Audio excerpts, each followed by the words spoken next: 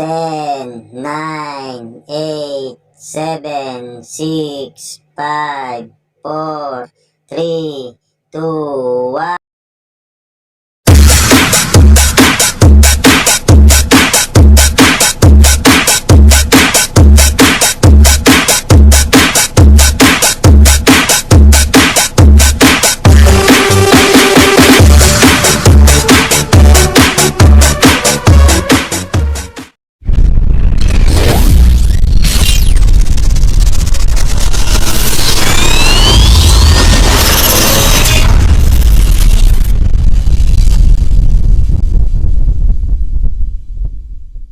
Welcome back my YouTube channel. What's up mga tropa? Mega shoutout po sa sulok man ng mundo. Kung nasaan mo, kung ano pong katayuan ng kung anong katayuan po ng lugar ng kapanahonan nyo po ngayon. Mega shoutout po. Magandang umaga, magandang tanghali, magandang hapon at nagagandang mga kagapuang mga katropa. Mega shoutout po hanggang sa sulok ng mundo mga tropa. So mga tropa, nandito tayo ngayon mga tropa sa sa Bridge 9, yung dating ginagawa, yung sinasabi ko sa inyo na ginagawa po natin na tulay. So ngayon to, ngayon lang ako napadalaw rito.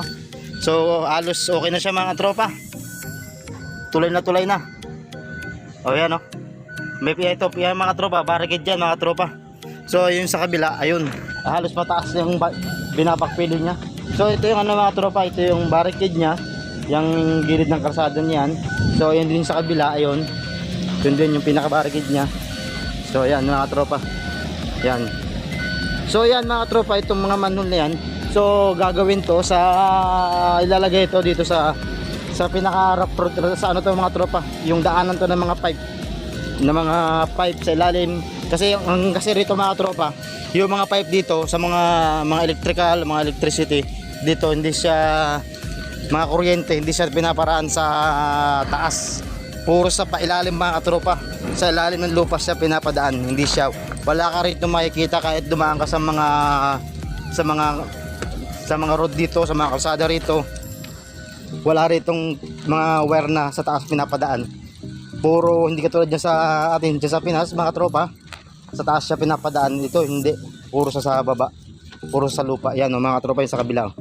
Yan yung barricade niya, barricade ng yan mga tropa.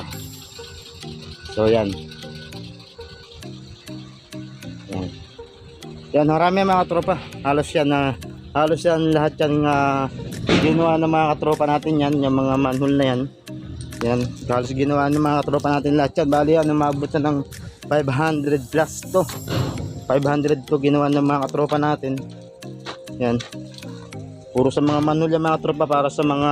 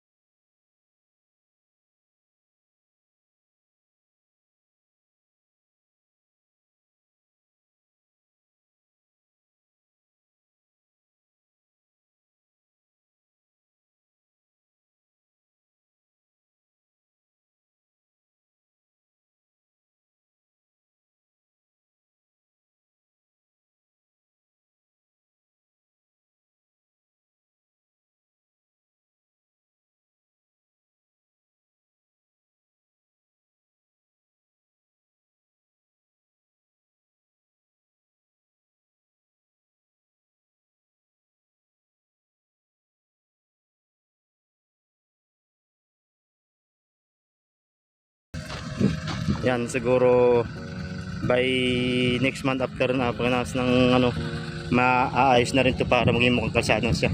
Karugtong yan, katropa ng bilog na yan yung kalsada na yung karugtong yan doon sa may na yun. So punta, tingnan natin mga tropa.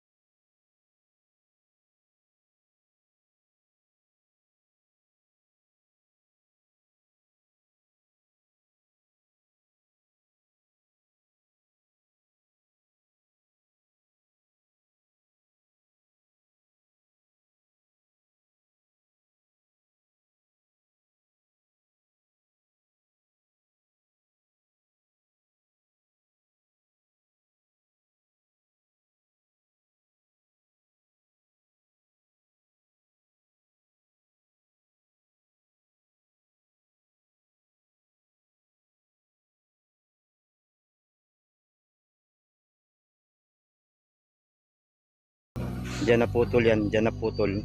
Then after yan, mula yan doon mga katropa, yan doon, hanggang doon yan sa dulo mga katropa, hanggang doon, susum natin ha, para may idea kayo at makita ninyo. Yan, mula yan doon, yan hanggang doon. Noon ay siguro kung may nakikita kayo na hindi nyo rin basta hanggang doon yan, nakita mga tropa, nakita nyo yung building na yun. Yan yung building na yun na may tatlong pintuan. Yan mga katropa, hanggang yan ang daanan yan mga katropa. Yan, daanan yan, kalsada yan dyan, dire-diretso yan doon. So totally talaga mga tropa, hindi pa sa totally na talaga kasi dami pa rin talaga siyang mga exhibition. Pero ang luwag niya mga tropa yan, no? Naalala niyo yung ginawa yung mga vlog ko dati na ginagawa ng mga tropa natin. Yan yung pinaka-barricade, barrier, pinaka-barrier pala, barrier, hindi pala barricade, barrier. Yan, yan. Tapos ito yung sa west, ito yung sa north. Yan yung sa north. Yan, mula dito hanggang doon sa dulo, doon yun, hanggang doon yun, hanggang doon, yan, dulo na yan. Yan ang north. Then after here, dito naman, dito, yan, mula dyan hanggang doon naman yan sa dulo, doon sa dulo, hanggang doon sa may building na yun, hanggang doon sa may building na yun mga tropa, hanggang doon, yan, hanggang dyan, doon sa may building na yun, hanggang doon yung pinaka barrier nya. Ayan ang luwag ng kalsada mula sa west hanggang north. Ito, yan, yan ang luwag ng kalsada rito mga tropa. Yan ang luwag ng, bali pagkakalang po nito mga tropa, bali ito, bali two-way siya, left and right. So ang bali ang sa isang kalsada niya is bali pumapalo siya ng 5 line, 5 line bawat yung left side niya 5 line, yung right side niya 5 line din yun mga tropa. Sobrang luwag ng kalsada rito, tsaka kaya ang mga kalsada rito hindi talaga totally talaga nagkakaroon ng disgrasya, kasi nga sobrang kakadisgrasyahan kasi sobrang malalapad yung kalsada. And then hindi rin nagkakaroon ng mga traffic kasi nga kahit sabihin natin na sobrang dami ng sasakyan, hindi sila magkakanda buhol-buhol kasi nga yung luwag ng kalsada, ang bawat line nya 5-5, minsan pa nga 6-7 yan ang karamihan pa, yung karamihan pang iba na mga kalsada, yung mga road, yun ang mga capacity na rito. Kabilang road, kabilang kalsada niya is pumapalo minsan ng 6 to 7, and then after din sa left pumapalo rin ng 6 to 7.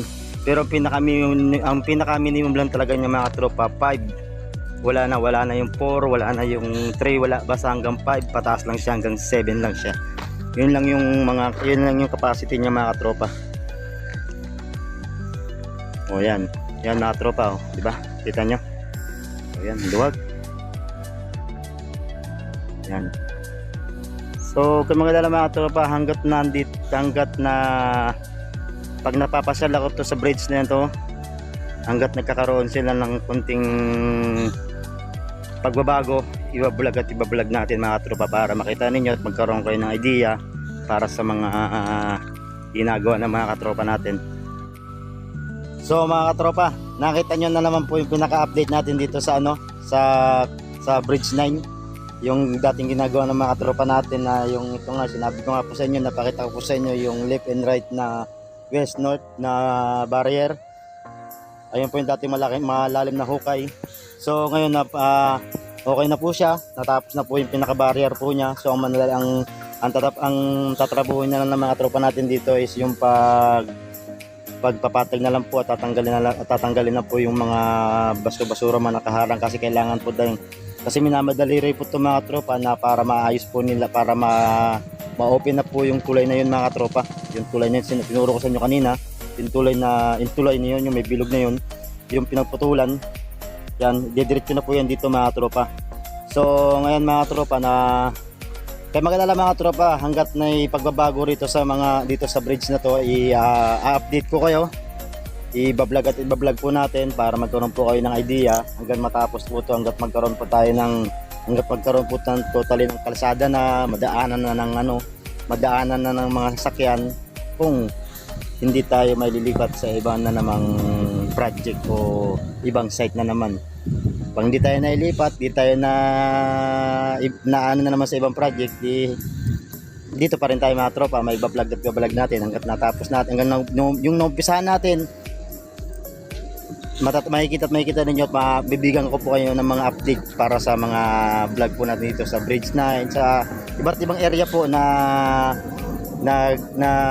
ginagalawan po natin, yung area po na nagtatrabaho ng mga tropa natin. Ipapakita ko po sa inyo. So mga tropa, hanggang dito na lang muna at punta muna ako sa kabilang area ulit.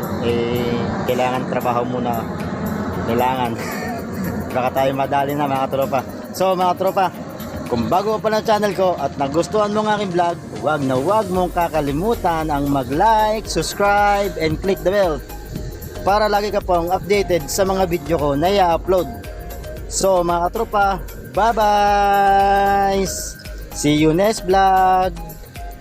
Bye bye po, bye bye. God bless mga tropa, God bless po.